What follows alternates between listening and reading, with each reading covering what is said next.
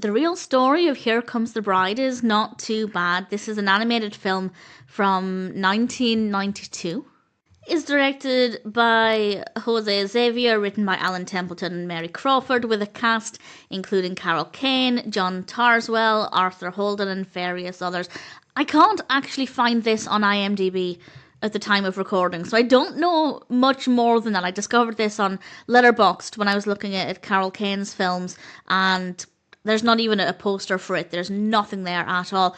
So I just went in with no information and ultimately thought it was not too bad. It's about a mouse and a mole and their relationship and how that develops in the film. And it's very, very sweet. The characters are adorable. The animation is quite nice. And the story seems to have good pacing. However, the music is far too loud.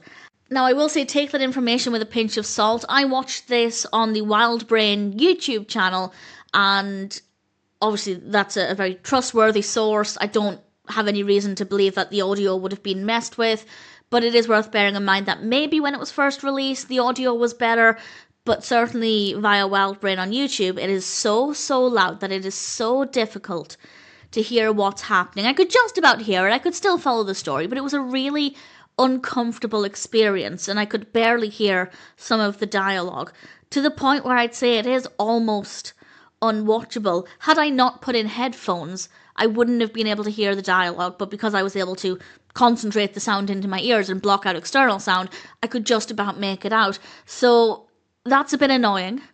Again, take it with a pinch of salt, because maybe elsewhere, maybe when it was originally released, it wasn't as bad.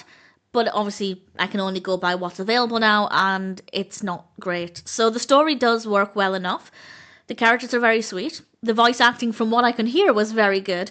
And I guess that made me a happy Carol Kane fan. But if I'm having to strain to listen to Carol Kane, it's not the most pleasant experience.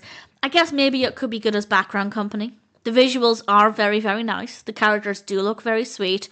But in terms of actually sitting down and become fully immersed in the story, it's not pleasant, because it's very difficult to listen to.